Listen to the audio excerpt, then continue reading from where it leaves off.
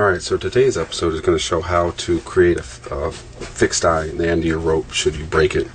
If you're left with, an end, you had to cut it off or whatever.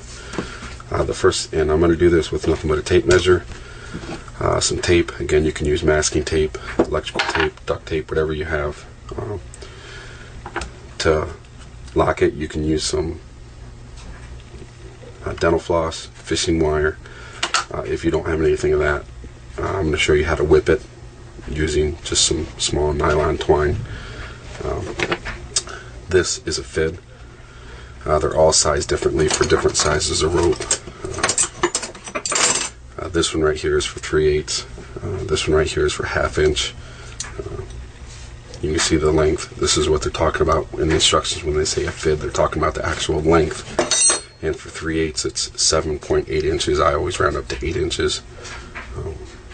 And for 3/8, I just use it for measurement. I don't actually use it for the splicing, since the stuff you can just open right up and push the line in. But anyway, the first thing we do is a taper. You'll need your marker, and I like to come up about 1 inch from the end of the line. And what you'll do is you'll mark a pair of strands, and I'll put it up to the camera. Then you skip a pair, mark them, skip a pair, mark. And you can see how that goes. You just mark a pair, skip a pair, mark a pair, skip a pair, mark a pair. And then what you'll do is you'll pull those out.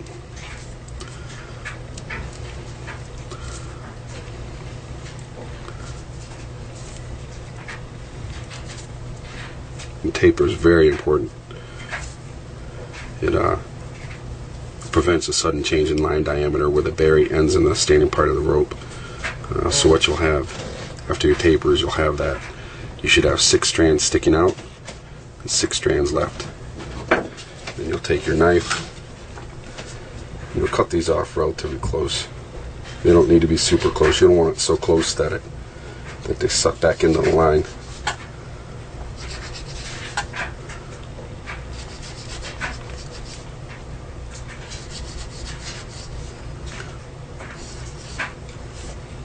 You see my ceramic knife is getting a little dull. And then you'll take the very end right here and you'll cut that on a 45. So on the end, that's what you should have right there. And then you'll take some tape.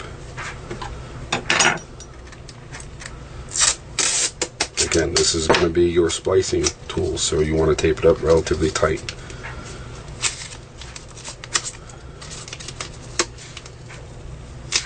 This is just, well, it's also going to be your splicing tool, but it's also to keep everything from coming apart on you. And take the end, twist it nice and tight, and then I like to give myself a smooth cut right at the end of the line. Just cut the tape off. Now, excuse me, from the end of your taper where you cut the last section of strands out is where you're going to start your measurement. And for 3/8, 1 fid equals 8 inches rounded up. Samson suggests 3 fids for a plain fixed eye. I found 2 is plenty. If you'll notice the yo-yo video, the rope that I worked up for that, I actually did 1 fid on that, which was only 19 inches and 7/8, and that held fine. Samson's 3 fids suggestion is one of those fids is the actual taper. The consensus is that doing a taper like this is more than enough. It's plenty sufficient. That's all you need to do. So we just need 2 fids, which is going to be 16 inches. So get your tape measure, and from where you stopped your taper there, you're going to measure 16 inches.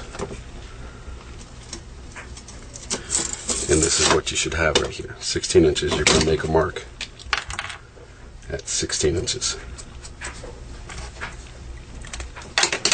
Then, at your mark, make your eye. You can make this as big or as small as you want. Doesn't really matter. That's usually sufficient. Then you're going to make another mark. The second mark you made right here is where you're going to stick this in. Make sure that your line's not twisted. Just from this mark, run your hand up, make sure it's not twisted. Take this, open it up, get it started, and then just run it in.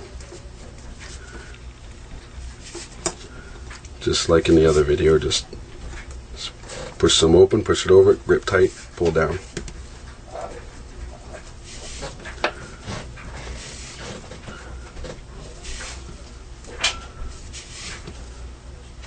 You can see I'm not using any tools.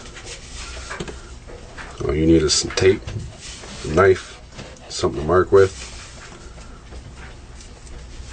And you're going to do this until those two marks come back together, until your first mark, which is right here, meets up with your second mark.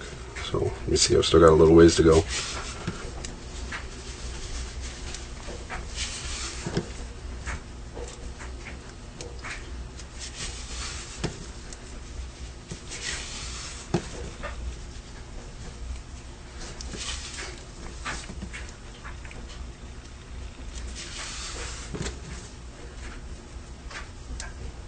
It's alright if you pull in a little too much, because you can always pull it back out. So you can just keep pulling this back out to find your mark. There it is, right there. You see both of my marks right there.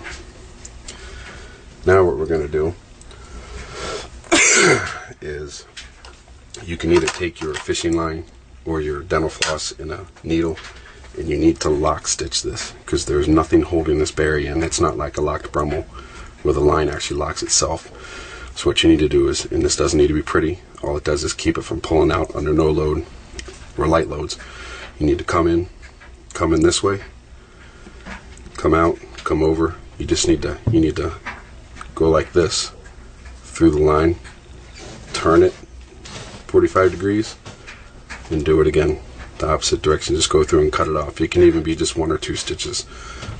I'm going to show you an easier way to do this, because not everybody's got a needle and something to put that in. I'm going to show you how to whip it. Preferably something nylon, something that will stretch a little bit.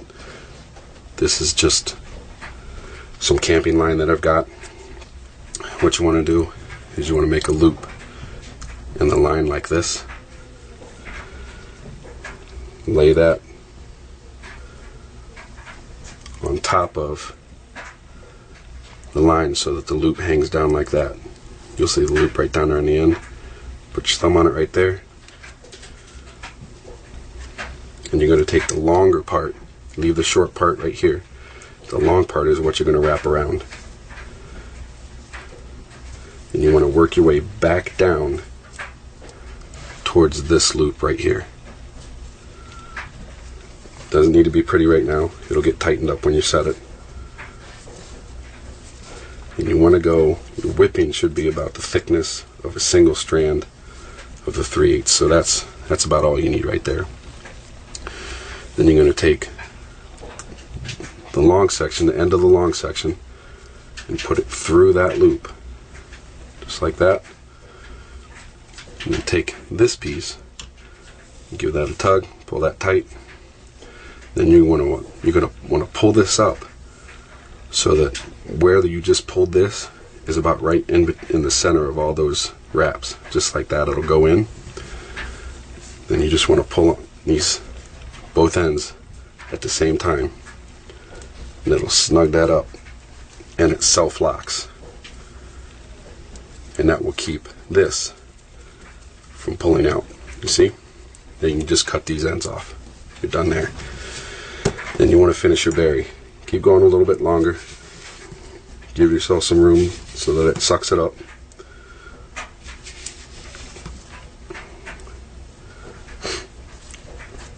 And here you can see that tracer that I was talking about. That's what it'll happen on the inside of the line if you've got it in there. Just pull that off and cut it.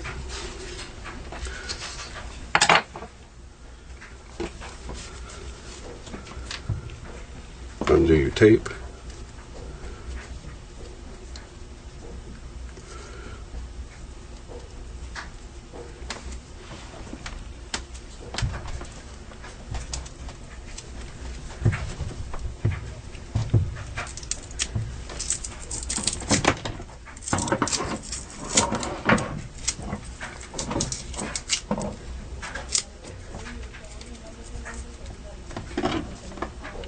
can, if you have a thimble, you can put it back in here.